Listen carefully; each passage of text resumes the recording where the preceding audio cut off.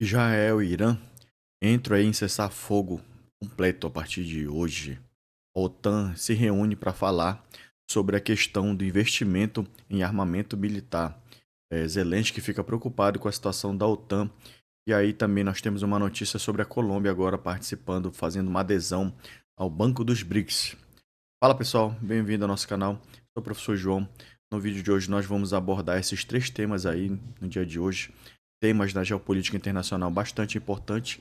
E se você está chegando agora no nosso canal, se inscreve, deixa o seu like, comenta o que você acha dessas notícias sobre geopolítica. Se você já sabia, se você não sabia. E aí vamos chegando junto, vamos conversar, né? Um bate-papo sobre essas notícias importantes aí. E aí na tarde de hoje, gente, para quem não sabe, Israel, né, e Irã chegaram a um consenso aí sobre um cessar-fogo completo, né? E antes disso, o Trump já havia falado na rede social dele que os dois países tinham fechado esse acordo de cessar-fogo. Só que não, tá? Irã e Israel ainda estavam fazendo ataques mútuos ainda em seu território. Só que aí o Trump meio que deu uma ligada para, né, para alguns representantes dos dois países, eles conseguiram de fato fazer o cessar-fogo, correto? E aí, no decorrer do dia também a gente viu a questão da OTAN, né? A OTAN, ela tá reunida lá, tá na Europa lá, se não me engano, na cidade de Haia. Eles estão conversando sobre a questão da produção militar desses países, né? A OTAN está muito preocupada, né? Principalmente o secretário lá, o Marco Rutte, tem conversado com os países membros sobre o crescimento, né? A ascensão da Rússia na Europa e a tentativa, né? Segundo o próprio Marco Rutte, de fazer uma pressão ali nos países que são membros da OTAN. Então a Ucrânia ela está em pauta. A Ucrânia, segundo, né, alguns especialistas, ela possivelmente não vai mais receber o armamento militar extremamente, né, avançado dos Estados Unidos a partir da agora do governo Trump, né? Então, se o governo Trump, apesar de estar fazendo ali um auxílio, principalmente com tecnologia e informação, pode ser que agora essa guerra ela fique um pouco mais, né, desbalanceado para o lado do governo do Zelensky, que inclusive está lá reunido, né, junto com os membros da OTAN. Uma outra coisa que é importante a gente salientar é o seguinte, que os Estados Unidos, ele é um país que ele vive, né, uma máquina de guerra. Então, esse possível apoio que ele vai fazer com o Zelensky tem que ser novamente discutido, colocado em pauta. Então, é possível sim que os Estados Unidos voltem a oferecer um armamento militar mais tecnológico para Zelensky, né, para a Ucrânia, mas em troca de alguma coisa, né, que eles não vão querer dar de graça. E no caso da OTAN, o Marco Rutte está fazendo pressão para que seja aprovada o gasto militar de todos os países membros da OTAN, que seja em até 5% ao ano, né? Ele está fazendo essa pressão aí, ele quer que isso seja aprovado nos próximos dias. Com relação à Colômbia, a adesão da Colômbia, gente, a Colômbia ela não se candidatou para ser um membro vitalício dos BRICS, tá? Mas sim um parceiro, tá, do novo Banco de Desenvolvimento. O Banco dos BRICS agora tem a Dilma Rousseff como presidente. E aí, desde a sua fundação, o BRICS já financiou, né, vários projetos e alguns bilhões de dólares em alguns países. Eles têm, né, fazendo esse financiamento principalmente em infraestrutura, ou seja, o Banco dos BRICS ele nasce com a ideia de ser uma alternativa ao FMI e ao Banco Mundial, que são bancos ligados aos Estados Unidos. E a gente sabe que os Estados Unidos eles têm feito muita pressão tarifária em vários países, inclusive na Colômbia. E a Colômbia teve muitos casos também de pessoas que foram deportadas, né, de volta ao seu território, seus imigrantes. E isso acabou, né, gerando mal-estar entre os governos, não é isso? E aí, sabendo disso, a Colômbia planeja nos próximos dias, tá? Investir, comprar ações do Banco de Desenvolvimento dos BRICS na ordem de mais de 500 milhões de dólares, ou seja, uma importância muito grande, tá?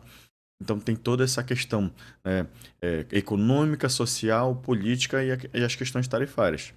Produtos da Colômbia que serão taxados não são todos, tá? Minério, se não me engano, e ferro não serão taxados pelos Estados Unidos.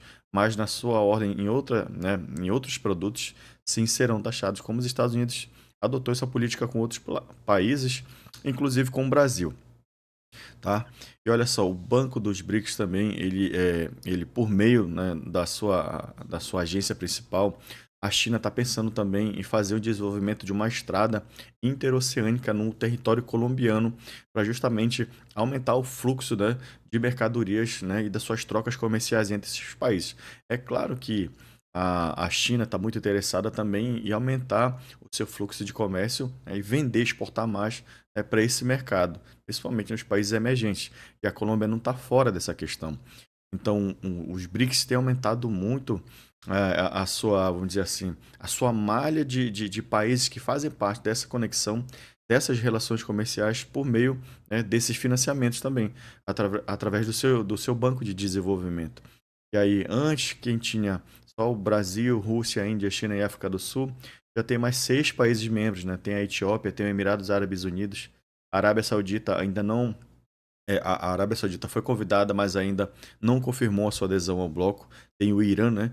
Que agora faz parte, a Indonésia também, que é uma parceira, a Bolívia é uma parceira. Então, a quantidade de países que fazem, né, a parceria comercial, econômica com os BRICS, ela só cresce. Não é isso? E isso gera né, um debate bastante interessante no campo da geopolítica internacional. De um lado, a gente tem agora o Donald Trump, né, um cara que simplesmente ele quer fechar suas fronteiras comerciais, né? Ele quer estabelecer esse protecionismo, né?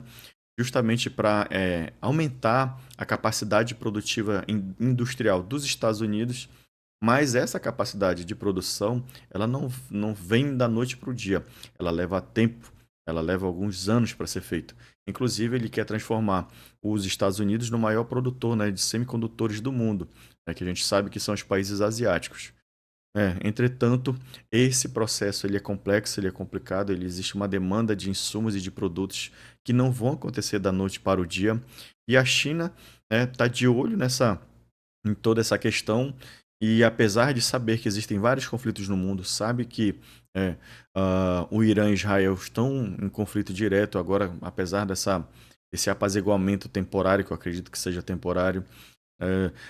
No caso, o Irã, ele é um país, né, que é parceiro dos BRICS, ou seja, é por isso que o Brasil se posicionou, né, contra essa questão dos ataques dos Estados Unidos às bases de enriquecimento de urânio em seu território, justamente por saber que existe, né, uma troca comercial entre Brasil e Irã e os países membros dos BRICS. E muita gente não consegue entender por que o Brasil não apoia diretamente Israel e apoia mais o Irã nesse contexto geopolítico. É porque o Brasil comercializa muito mais com o Irã do que com Israel. Israel tem uma relação muito mais próxima, né, muito mais íntima comercialmente com os Estados Unidos, que oferece um armamento militar extremamente desenvolvido, tecnológico, né, para Israel, ou seja, ela é quase como se fosse um braço dentro do território do Oriente Médio ali, um braço estadunidense, ou seja, é uma questão geopolítica muito complexa. E aí a Rússia, né, também é um parceiro, é um membro oficial dos BRICS, está em conflito direto com a Ucrânia e está atento sobre essa movimentação da OTAN. Lembrando que eu gravei um vídeo recente esses dias falando sobre os países bálticos, tá?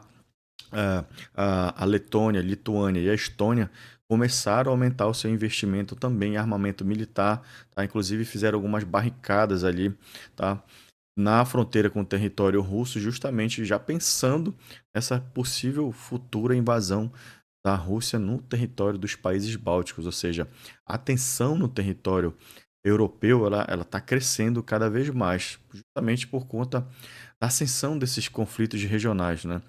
Sempre se fala muito da questão da China, se a China realmente vai invadir Taiwan e vai formar um outro bloco de guerra regional no Sudeste Asiático. Se fala muito, alguns especialistas falam nisso, mas há muita incerteza nesses cenários, né? E para a gente pensar nisso, a gente tem que pensar, né, sempre analisando no dia a dia, no cotidiano, como é que está se arranjando, se alinhando todas essas questões e qualquer resposta agora assertiva ela é provisória, ela pode mudar muito rapidamente, né? Para a gente falar numa escalada desses conflitos regionais, por exemplo, para se transformarem em conflitos mundiais é muito complicado, é muito cedo para falar nisso, né? Apesar de que conflitos mundiais iniciam com conflitos regionais. Mas é claro que sempre no contexto específico, né, a Primeira e a Segunda Guerra Mundial não foi igual à Segunda, e se um dia se tiver a Terceira, não será igual nem a Primeira e a Segunda. É isso que a gente tem que pensar e analisar. correto? Então, se você gosta desse tipo de conteúdo, gente, se inscreve no nosso canal, deixa o seu like, comenta, compartilha com mais um amigo para que esse vídeo possa chegar a mais pessoas, para que a gente possa conhecer o nosso trabalho que está iniciando aqui no YouTube, que a gente faz com todo amor e carinho, pensando em você que gosta de ser sempre bem informado, né? E acompanhar esse tipo de notícia, esse tipo de conteúdo. Beleza? Muito obrigado, gente. Aí, um abraço e até a próxima.